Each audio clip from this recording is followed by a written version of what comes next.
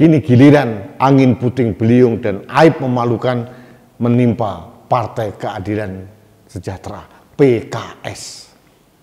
Karena kader utama yang menjadi anggota DPR yang bernama Bukhari Yusuf terkena kasus KDRT. Dia dilaporkan oleh istri keduanya melakukan KDRT, menginjak istrinya yang sedang hamil.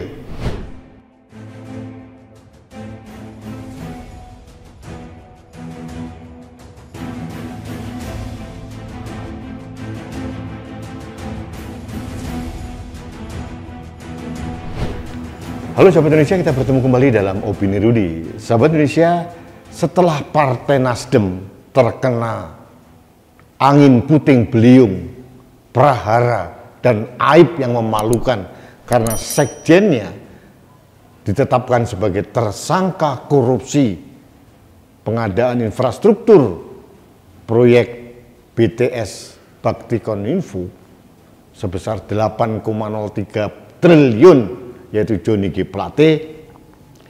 Sekarang giliran angin puting beliung dan aib yang memalukan menimpa Partai Keadilan Sejahtera (PKS).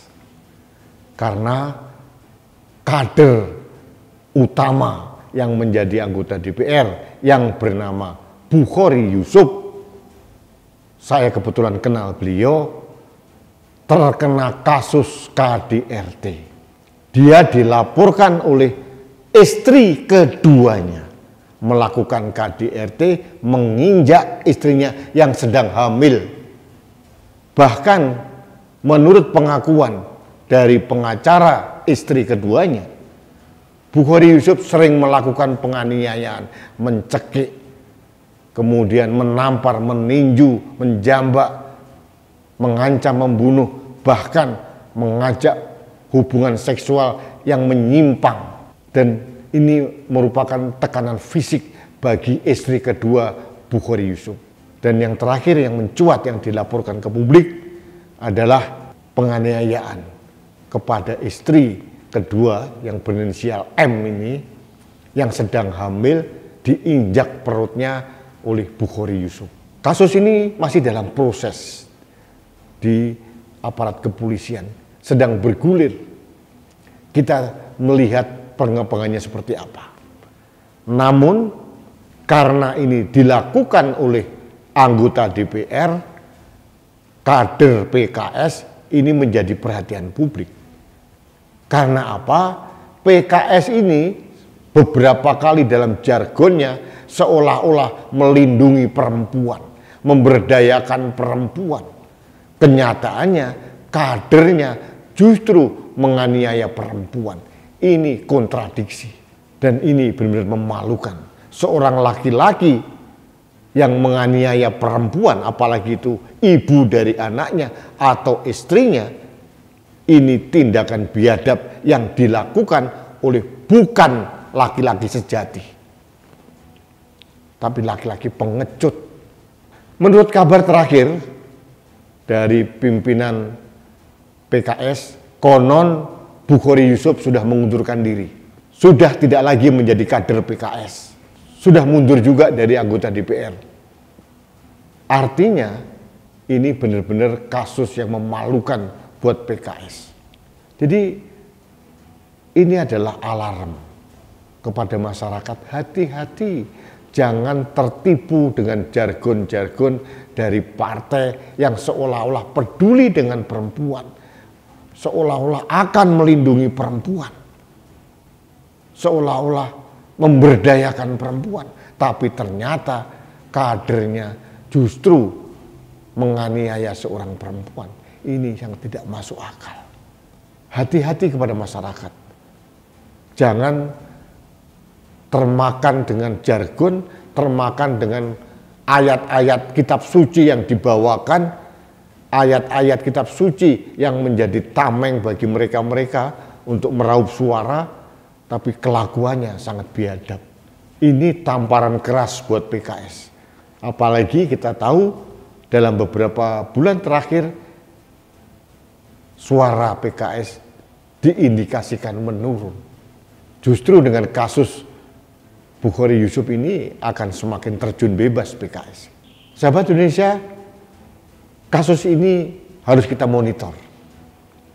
Polisi tidak boleh gampang memproses ini.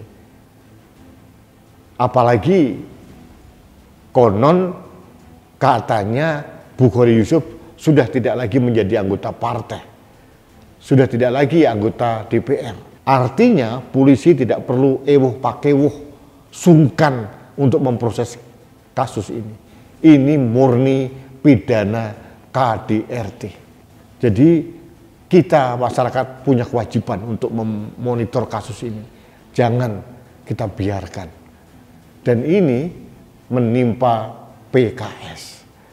Jadi saya melihat banyak juga oknum-oknum pengurus PKS yang poligami. Katanya memakmurkan perempuan.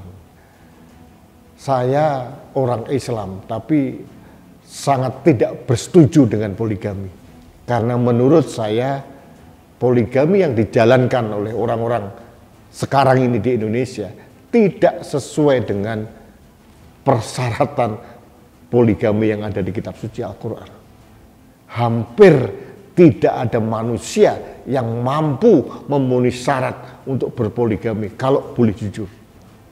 Artinya, legalisasi poligami oleh beberapa kelompok ini hanya sekedar mengikuti hawa nafsu yang ditutupi dengan ayat Al-Quran. Padahal ayat suci Al-Quran tidak seperti itu bunyinya. Harus komprehensif membaca ayat suci Al-Quran. Saya orang Islam. Saya yakin tidak ada satu orang manusia pun yang mempunyai kualitas seperti Nabi yang bisa poligami secara adil. Bukhari Yusuf, saya tidak tahu mempunyai berapa istri. Tapi kasus ini menimpa istri keduanya. Kita harus monitor kasus ini. Meskipun saya mengenal Pak Bukhari Yusuf, saya tetap menyuarakan untuk membela perempuan. Saya mengecam keras kelakuan seorang suami yang menganiaya istrinya. Apalagi perempuan yang sedang hamil. Meskipun Bukhari Yusuf tidak lagi menjadi kader PKS, tapi cap PKS tidak bisa hilang begitu saja. Persepsi masyarakat masih tetap kuat bahwa Bukhari Yusuf adalah kader PKS. Jadi pimpinan PKS tidak bisa serta-merta secara administrasi mencoret nama Bukhari Yusuf begitu saja. Karena selama bertahun-tahun Bukhari Yusuf adalah representasi dari PKS. Jadi sekali lagi saya memberikan saran kepada masyarakat, khususnya perempuan, jangan termakan dengan jargon-jargon partai-partai yang membawa ayat-ayat dalam kitab suci. Kitab suci apapun. Jangan kitab suci yang begitu mulia, agama yang begitu luhur, Tuhan yang begitu maha kuasa direndahkan oleh partai untuk tameng hanya sekedar mencari suara atau simpati masyarakat. Kita harus melihat apakah partai-partai ini narasinya yang dikembangkan dengan kelakuan kader-kadernya inline, seirama atau tidak. Ya, seperti PKS ini terbukti tidak seirama. Jadi mohon maaf, dengan salah hormat masyarakat bisa menilai bahwa selama ini jargon PKS yang katanya memberdayakan perempuan, melindungi perempuan, peduli terhadap perempuan, ini tidak ada artinya karena kasus Bukhari Yusuf ini. Baik sahabat Indonesia, terima kasih Anda telah mengikuti kasus ini dan kita selalu akan monitor kasus ini. Jangan sampai istri kedua dari Bukhari Yusuf ini tidak mendapatkan penanganan hukum yang semestinya. Kita bersama-sama harus monitor ini. Kita sama-sama harus melindungi perempuan. Baik sahabat Indonesia, kita bertemu kembali dalam Opini Rudi selanjutnya. Salam satu Indonesia, salam Pancasila. Saya Rudi SK.